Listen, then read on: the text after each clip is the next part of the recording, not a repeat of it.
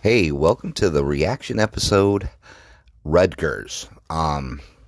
Let's get into this, huh? What an interesting start to a game. Wow. I the only thing I can think of is the reason why we started off. Rutgers. This is one of the main reasons why I really start to hate Rutgers is because they have zero talent, but they truly, truly believe that they're going to hit their way to a win.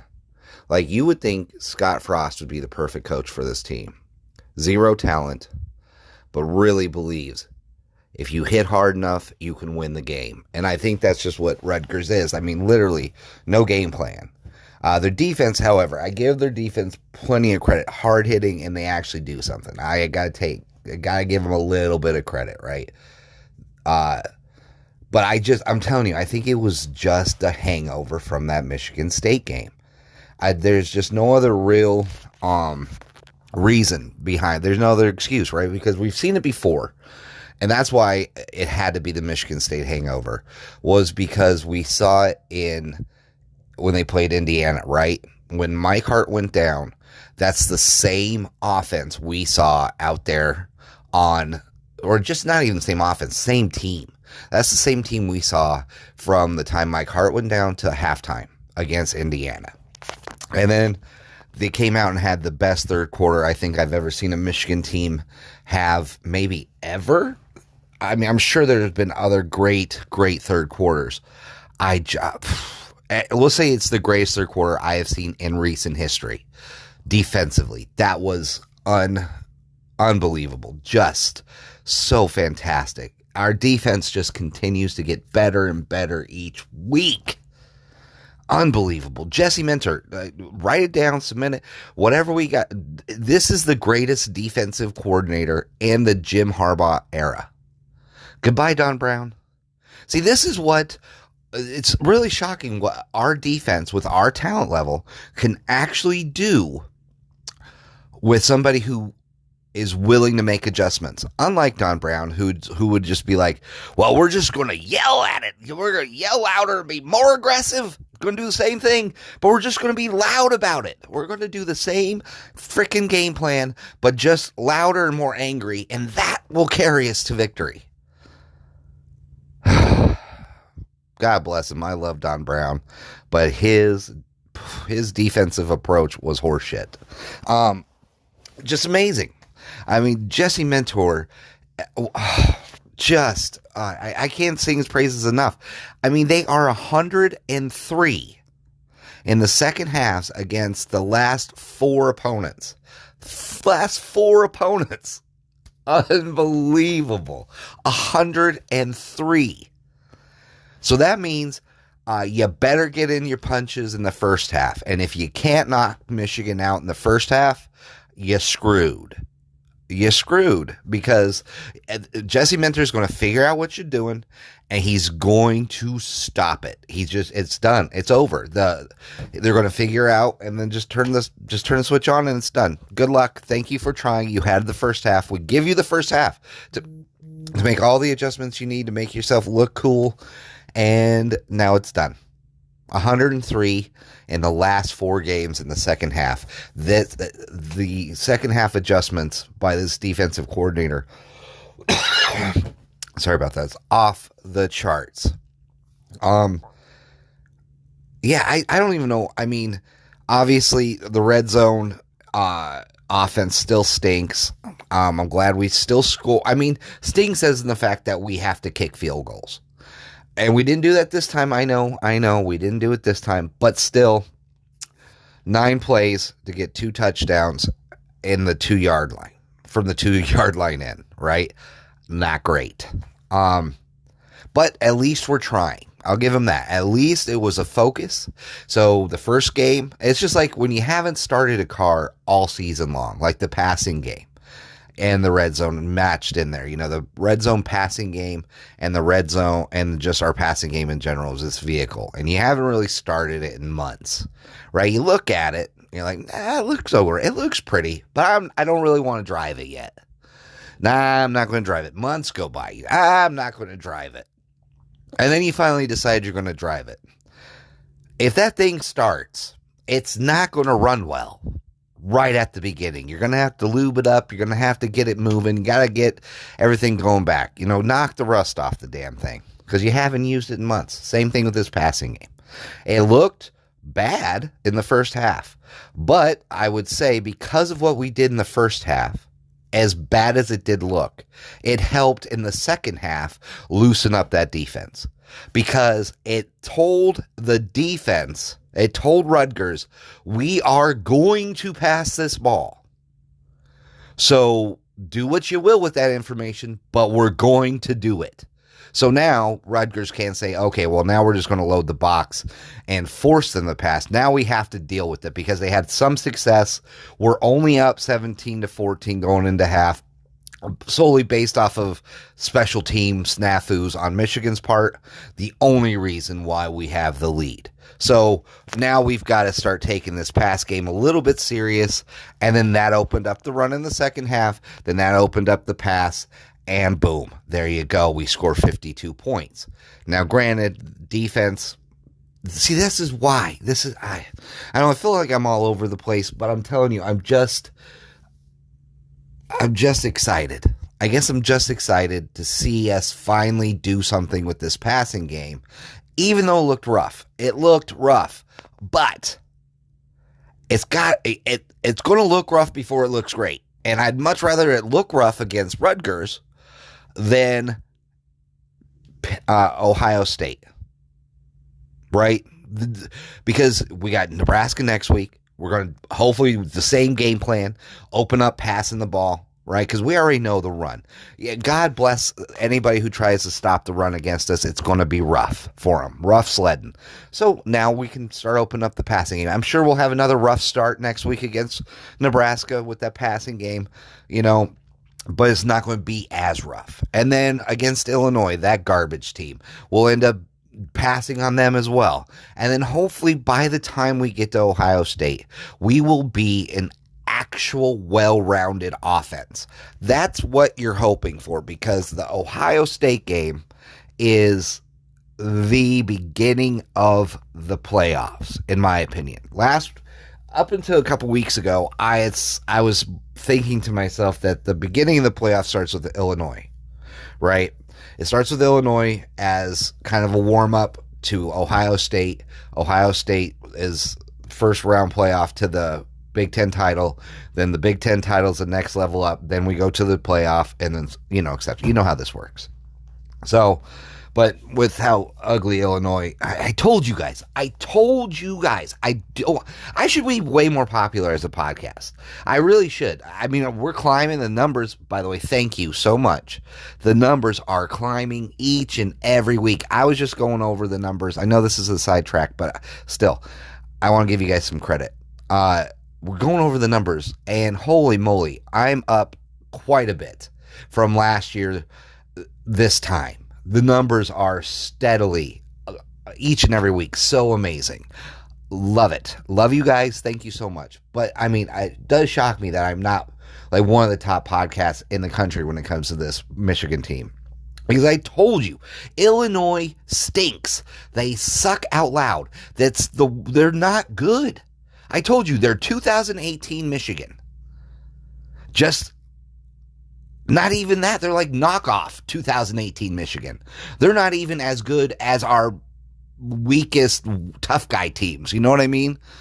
They fold. Just like Michigan would fold against Wisconsin, and they would lose to Michigan State, and they would do these things. They would get punched in the mouth, and they'd quit.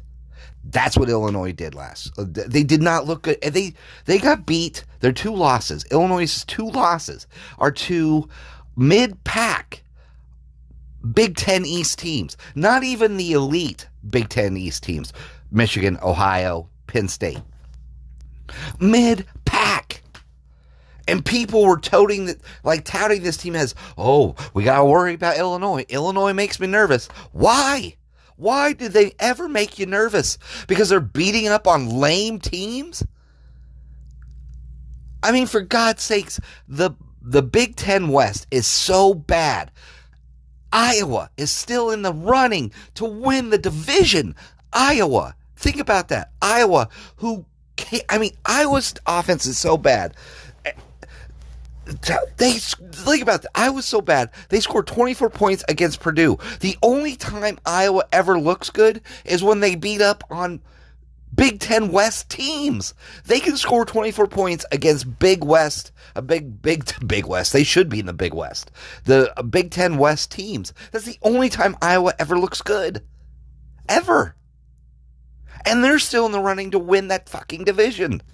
That's how bad the Big Ten West is. And that's how insulting it is that the Big Ten will not get rid of these divisions and just go to what I think the Big Ten, the Big 12 has been doing it for a while. And I also think that the Pac-12 is doing it now. I think it's the Pac-12. I could be wrong on that. But I think they've got rid of the divisions and they're just going with that.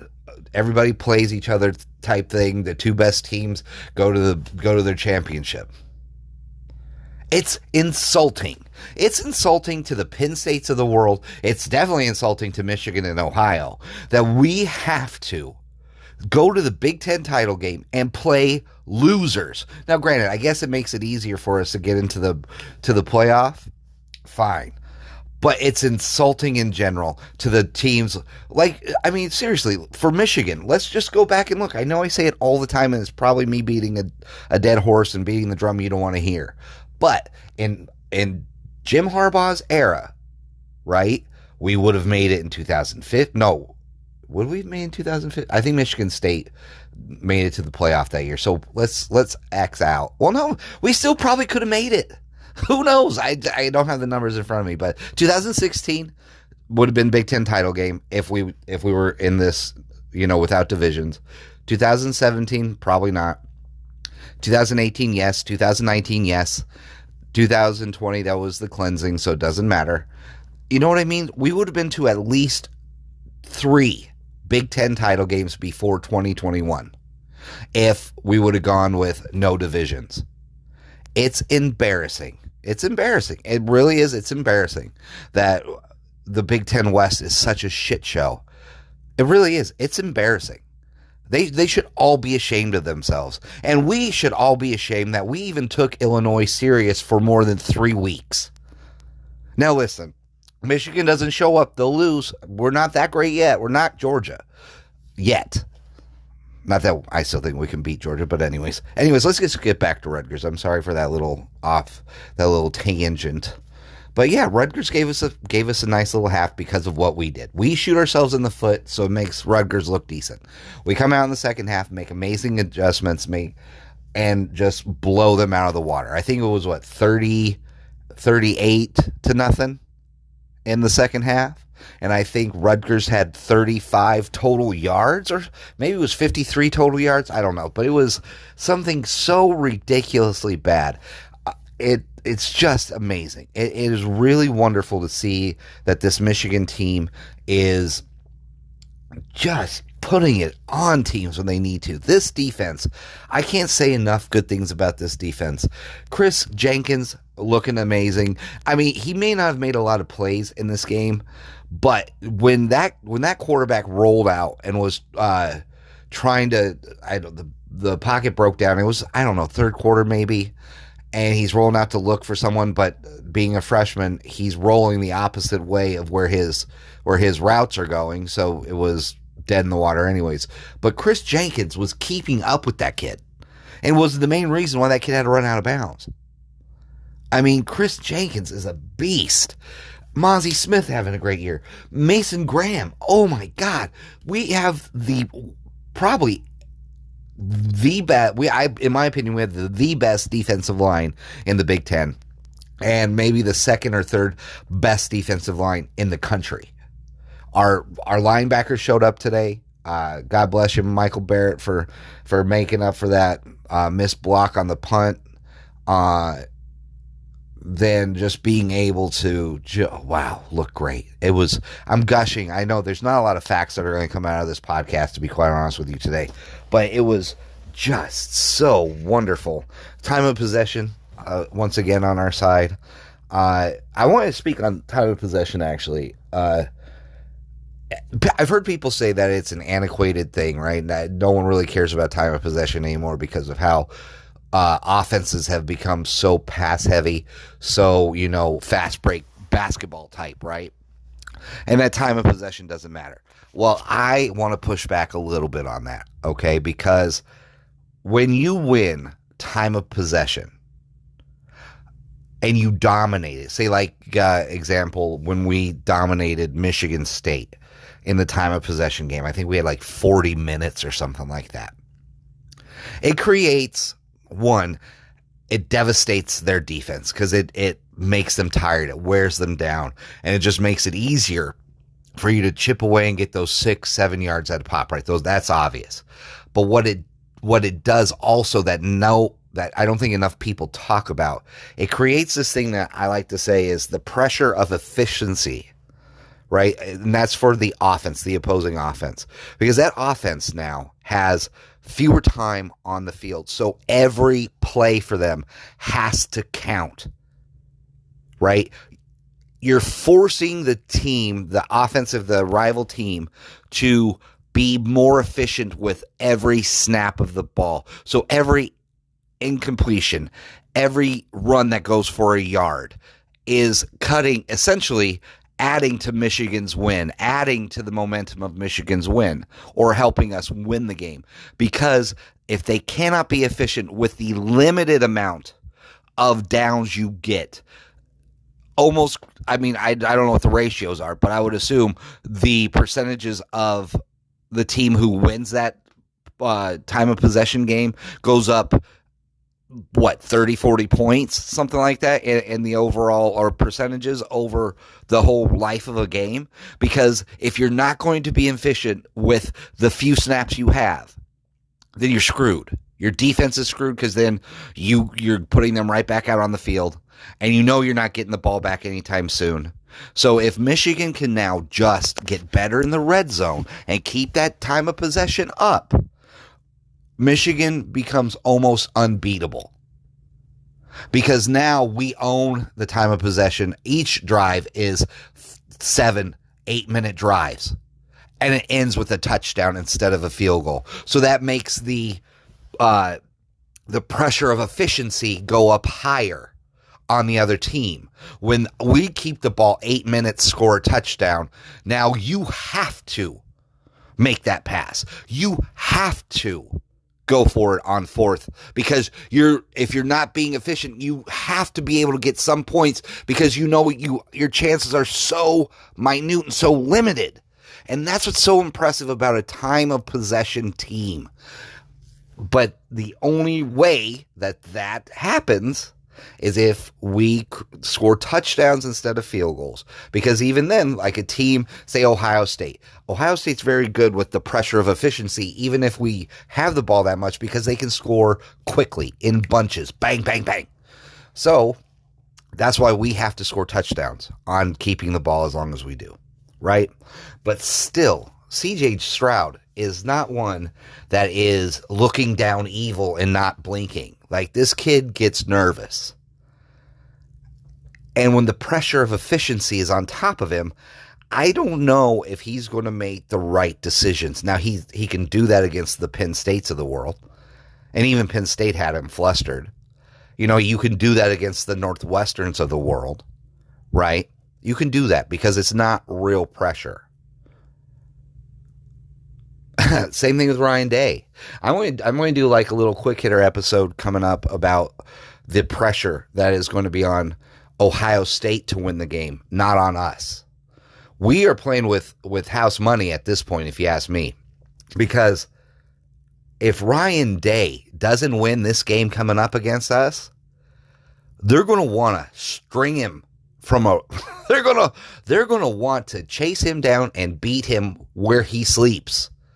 Because you go 0-2 against Harbaugh after the Don Brown year, it shows that it wasn't you who were the great coach. It was that you knew Don Brown. And from what I heard, I think it's not like I have some insider information, but I was listening to, I think it was Isaiah Hole on locked in Wolverines or whatever it's called. They said in 2018 they were having arguments, or it was brought to the attention of Don Brown that they knew, Ohio State knew what he was doing, and he didn't fucking care. So if he goes 0-2 against Michigan, the 2 years outside of Don Brown, Ryan Day's whole career is over. It's over. Because he proves that he couldn't beat Ohio's greatest rival unless he had an ace in the hole, which was Don Brown. Yeah, I mean, try and prove me wrong, but it's true. Ryan Day might as well quit. Or Ryan Day should go right to the NFL. He should not coach anymore for Ohio, I'll tell you that. Because we're going to be so in that man's head. We're going to be paying rent free in that dude's melon. Just because, dude, if we beat him this year, it's over for him. His career is done. Done at Ohio. Because he can't figure it out. And Jesse Minter's fantastic at second half adjustments. So now you throw in time of possession.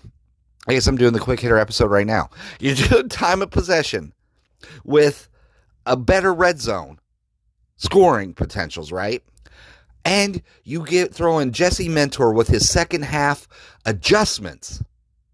That gives Ryan Day exactly one half to beat Michigan, and that's the first half.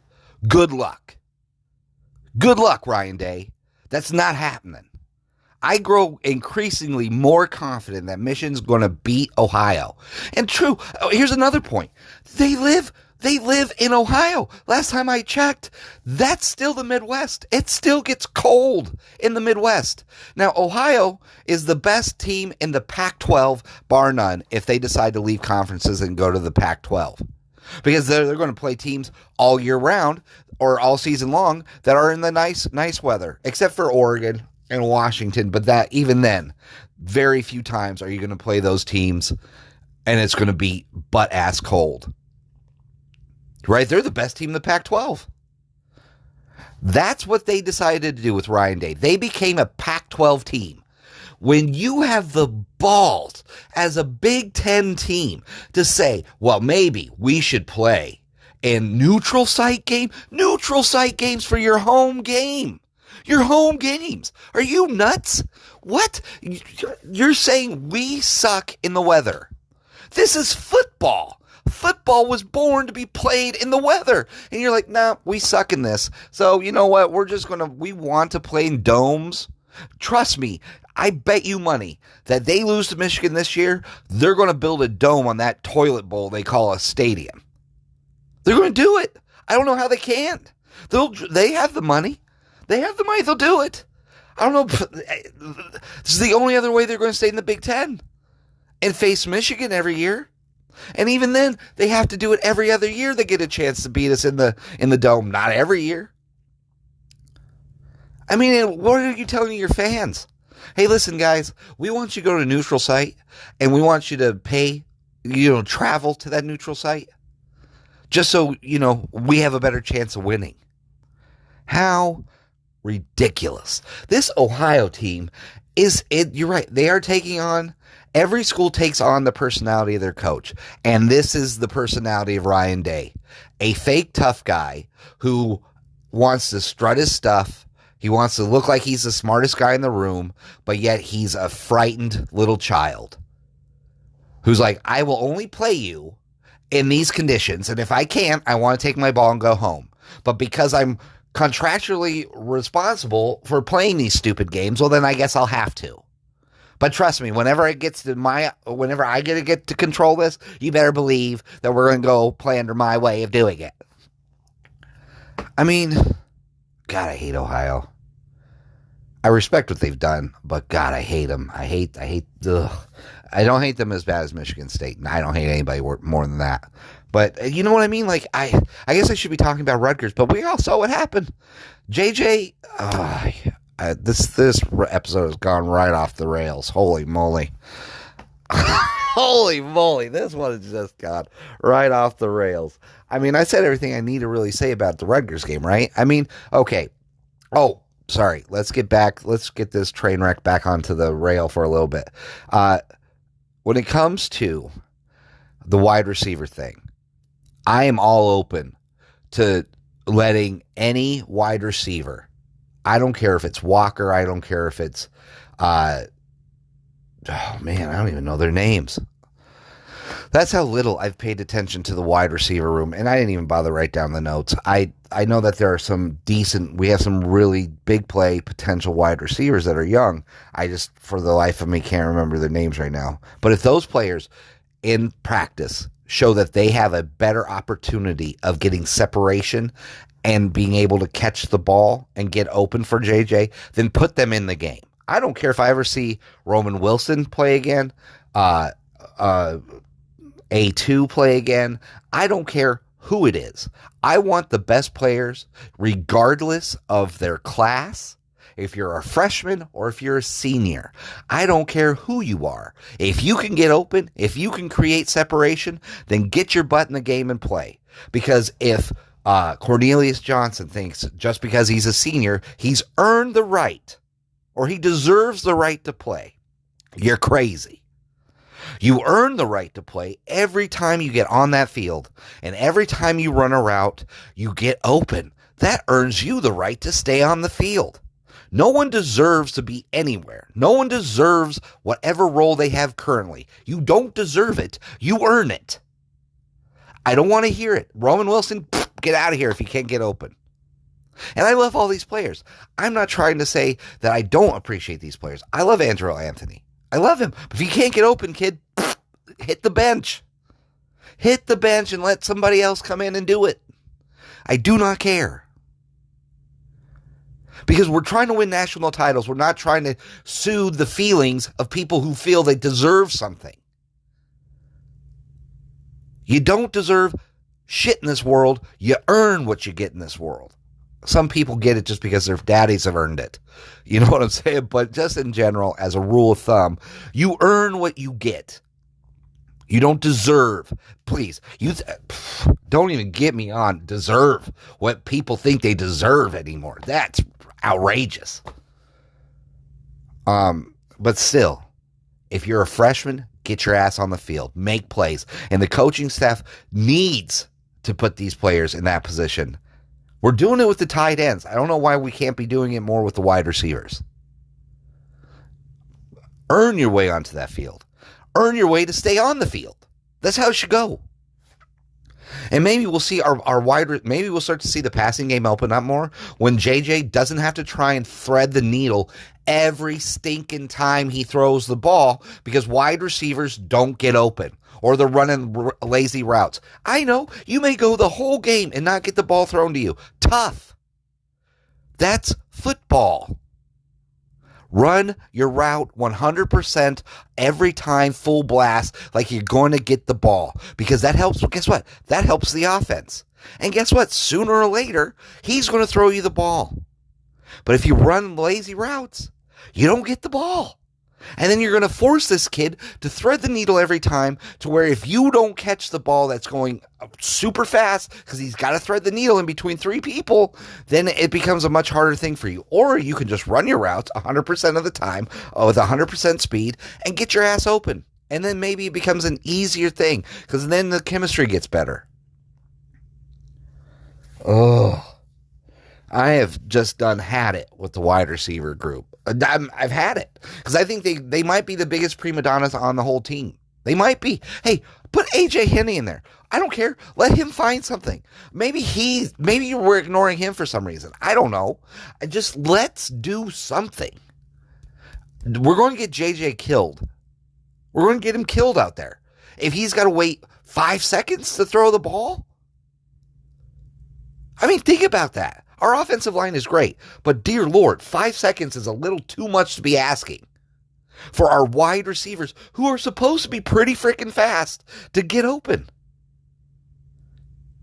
If we're struggling to get open against Rutgers, good, but not great defense, right? Michigan State, One of the worst defenses I've ever seen. And our wide receivers are struggling to get open. Right there. I don't even have to go any further. Michigan State's defensive backfield, it was in the 90s. The 90s. And we still had a hard time passing the ball. Still. What the ever-loving F are we doing? So yeah, I'm perfectly fine. Sit them down.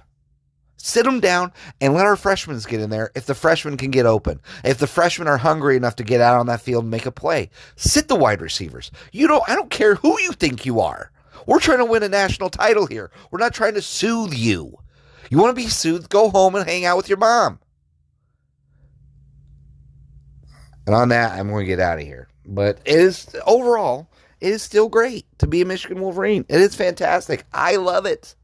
They give me everything to talk about. It's fantastic. I would think about it. Think how miserable my friends have been or before I started this podcast, and think how much happier they are now. That's solely because of Michigan. I thank them because I created a podcast just so I can do this. It's fantastic. I love it. Thank you for being Michigan Maniacs, first of all. Thank you so much for all the support. I love it. I love when you guys come out and support, hit up the post. We talk about stuff. I love it. I love all the DM messages I get, and we just chop it up that way. I love it all. It is fantastic. So much fun. You give me something to go with every week. It is the best. God, what a great year. What a great year. I'm telling you, I am thrilled about this. I can't wait till next week. I definitely can't wait till we play Illinois so we can smack them. And then I am so excited about this Ohio game this year. Oh, I'm excited. Now listen, we have to play a great game. We just can't assume we're going to go in there and smack them, right? We got to show up. But there's no pressure this year on us. None. Everybody in the world expects us to lose. Everyone. We go in there, we smack them. And then Ohio with Ryan Day has to come up with I can't wait. Can't wait. That's all. So, guys, it's great. It's great to be a Michigan Wolverine. And always and forever, guys, go blue.